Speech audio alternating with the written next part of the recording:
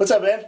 Hey man, how you doing? That sounded awesome. Thank you. You know, it's like, it makes me wish that, like, when I started singing, like, in the car, like, to a song that I liked, that I actually had, like, a quarter of the talent that you do. Well, I appreciate it. Yeah, Thank you. sounds amazing. Thank you very much. So, all right, so you just wrapped up a tour. You're about to go in the studio for a full length. Yeah. Meanwhile, you're promoting this single. Yeah. And, you know, you have to tolerate people like me. So tell me what this whole ride's been like, and, you know, 6 weeks on the road's a long time. Yes, indeed. But then again, I didn't know anything else. I haven't toured the States before. It was my first tour.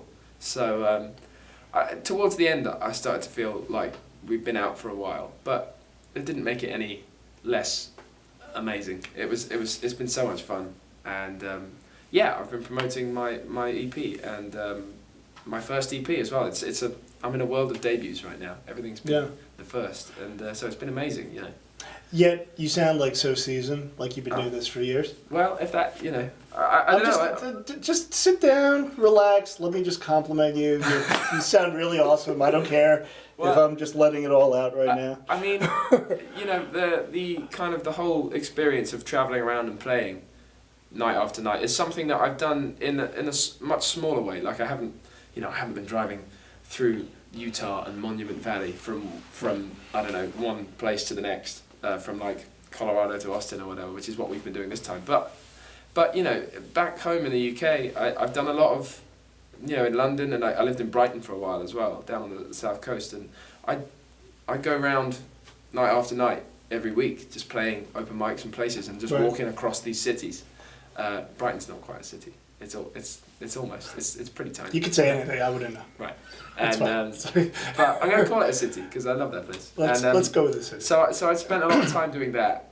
No, you know, I suppose I'm not seasoned, but the whole idea of it and the experience is it feels good, and I can't even say I'm used to it that much, but it feels right. So I'm comfortable with it.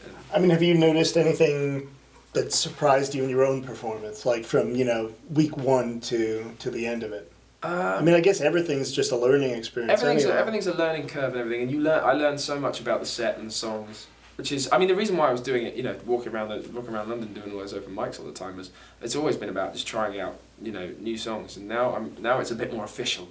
It's a tour, and like, you know, what's been amazing as a support act on this tour has been the people that have come down and said, hey, yeah, we also came to see you, so that was really cool. Nice. It's been my first tour, and the crowds are definitely bigger than what I was used to. So, you know, like for example, a bit of a dream came true when I played the Fillmore in San Francisco. So to play to a full room there as the opening act was amazing, and so yeah, I learned a lot about my set, and it's been developing like through the course of the tour, and it's, as you say, it is all just one massive kind of learning experience, and it's gone incredibly well. So.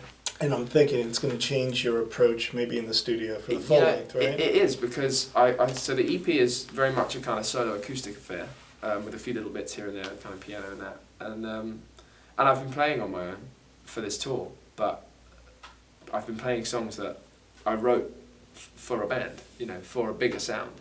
So I've learned a lot about those songs, and as I've been playing them on my own, I've had all this time each night to think about how the drums are going to work, how the bass and the keys are going to work. So yeah, going into the studio, I've got a much more solid idea now. And you have all the songs ready to go? Well, I don't ever like to say I've got all the songs. You know, I'm going to be writing until the moment we sort of say stop, recording is finished. Right. So, but I'm pretty pleased, I've got to say, with the songs I have going into the studio.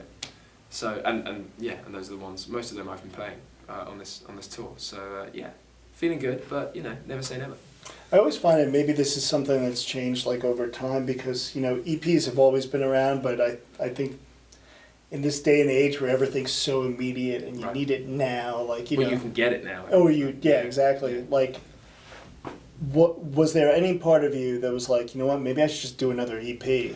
Well, it's still, I'm going in to record more songs than you'd put on an EP, but there's still, you know, it's still up for grabs, a potential second EP. So I'm not ruling anything out. Yeah. I'm just going to go in and start recording, and yeah, we'll have enough songs to play with. So I'm not going to rule out a potential second EP. Who's the weirdest person you've been compared to The musically? weirdest person I've been compared to. Yeah. There's probably a great answer for this.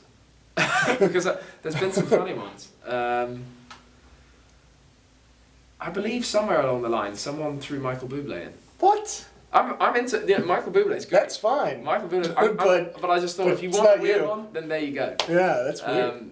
So, because he's amazing at what he does, but I can't say I'd have drawn that comparison.